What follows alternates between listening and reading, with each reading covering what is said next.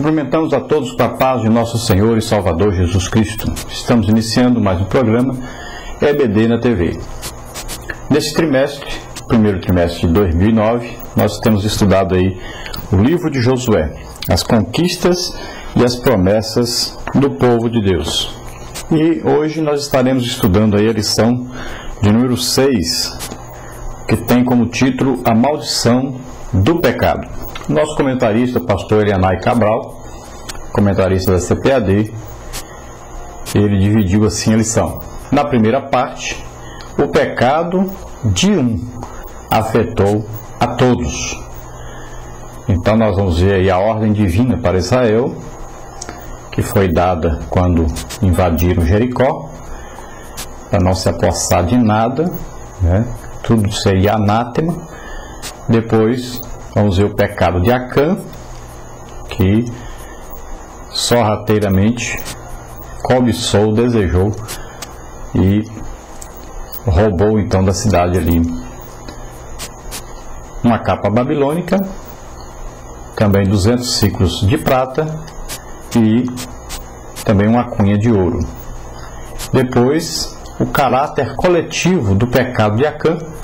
Então, devido ao pecado de Acã, de ter pegado do anátema, ele então, através desse ato, pecando contra o Senhor, desobedecendo uma ordem de Deus, ele afetou todo o povo de Israel, porque quando eles foram atacar a cidade de Ai, que fica ali ao norte de Jericó, então eles voltaram correndo dos inimigos, porque os inimigos engrandeceram-se diante de tão poucos soldados que foram até lá. E isso foi por causa de Josué ter mandado espias até Ai, espiar a cidade, e esses espias voltaram dizendo para Josué então que com 2.000, no máximo 3.000 soldados eles venceriam, porque o lugar era pequeno, desguarnecido, o exército era pequeno, então eles poderiam vencer tranquilamente. Então Josué, sem consultar a Deus, sem ter orado a Deus, então enviou esses soldados para a cidade de Ai para destruí-la, e tiveram que fugir esses soldados, porque o exército, vendo aqueles poucos soldados, eles saíram da cidade e mataram 36 soldados de Israel e ainda correram atrás deles, e eles fugiram, que foi uma vergonha, né? O povo de Israel vendo seus soldados chegando correndo, fugindo dos seus inimigos. E o povo então se derreteu como água, como diz a Bíblia. Choraram, se lamentaram, e Josué foi então consultar a Deus por que aconteceu aquilo. E Deus lhe diz então que eles estavam em pecado, todo o povo em pecado devido ao pecado de Acã.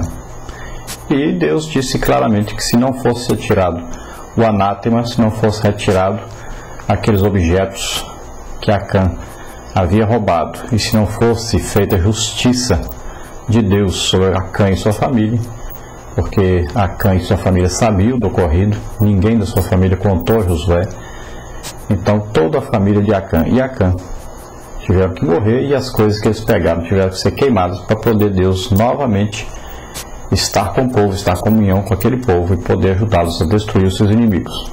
Tem também então a lição do pecado de Acã. Então a lição do pecado de Acã é que, por causa de um pecador, de um que está em pecado sem correção, todo um povo pode sofrer as consequências. Assim também a igreja. A igreja não pode permitir, não pode aí ser conivente com o pecado de ninguém, mesmo que seja um líder, mesmo que seja aí o principal dizimista, mesmo que seja alguém muito querido, não importa.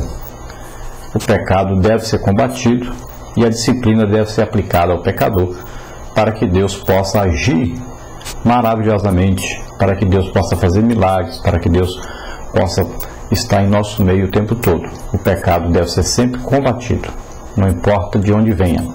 Na parte 2, tem aí a humilhante derrota de Israel. Fala então, Josué surpreendido pela derrota. Josué não sabia que Acã estava em pecado, não consultou a Deus, né? Depois Josué clama a Deus, então ele vai perguntar a Deus, clamar a Deus, por que aconteceu aquilo. E o pecado oculto então é descoberto quando Deus diz para Josué que havia o pecado. Então, através provavelmente do Urim e Tumim, que eram duas pedras usadas, que quando uma acendia dizia não, outra quando acendia dizia sim. Foram então aí chamando os grupos, né, os líderes de cada tribo, até que se chegou a Acã. E quando chegou a ele, ele viu que não tinha mais jeito, então ele confessou seu pecado, disse que cobiçou realmente a prata e o ouro ali e a capa babilônica e roubou-os e escondeu-os. Então é feita a justiça, é queimado tudo aquilo, e a família de Acã e Acã também, todos morrem, e aí Deus volta então a estar em comunhão com aquele povo.